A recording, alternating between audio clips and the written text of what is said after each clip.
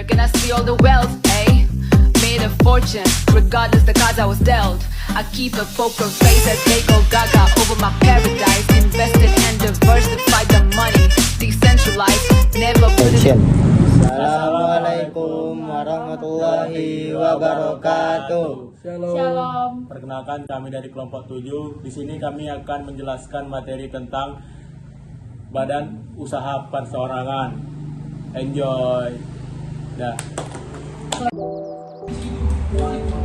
Pengertian perusahaan perseorangan.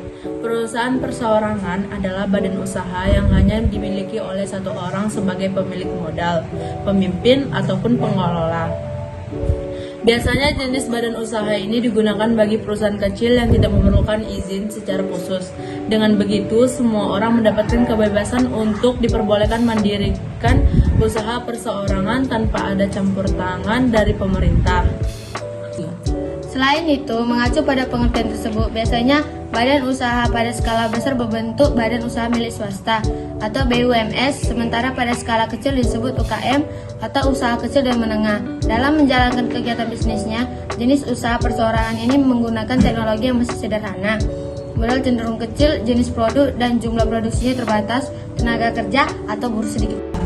Ciri-ciri badan perusahaan perseorangan adalah: 1. Dimiliki oleh perseorangan atau individu atau perusahaan keluarga. 2. Bermodalkan perusahaan perseorangan biasanya lebih kecil. 3. Sistem pengelolaan sederhana. 4. Kelangsungan usaha bergantung pada para pemiliknya.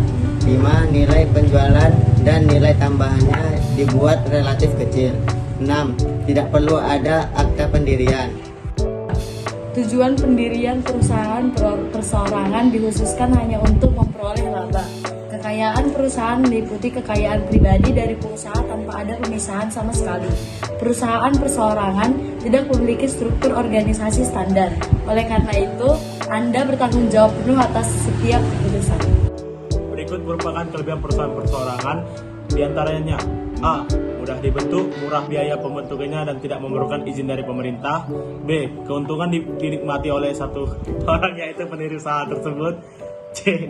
Pembuatan keputusan dan pengendalian hanya dilakukan oleh satu orang sehingga orang tersebut benar-benar memahami dan mengetahui bisnis yang dijalankannya. D. Fleksibel, dalam artian manajemen dapat dengan mudah bereaksi terhadap keputusan harian dengan mudah. Berikut merupakan kekurangan perusahaan perseorangan, diantaranya: A. Tanggung jawab atas utang tidak terbatas. Apabila kewajiban pembayaran, maka kewajiban itu harus dipenuhi dengan menyerahkan seluruh harta perusahaan, dan harta dipenuhi dengan menyerahkan seluruh harta perusahaan maupun pribadi. B. Lamanya usaha berjalan bergantung pada batas umur pemiliknya. C. Relatif sulit untuk memperoleh pinjaman jangka panjang dengan bunga rendah. D.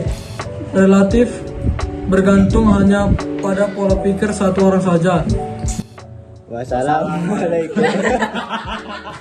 Wassalamualaikum warahmatullahi wabarakatuh. Burung irian, burung cendrawasih. Cukup sekian dan terima kasih.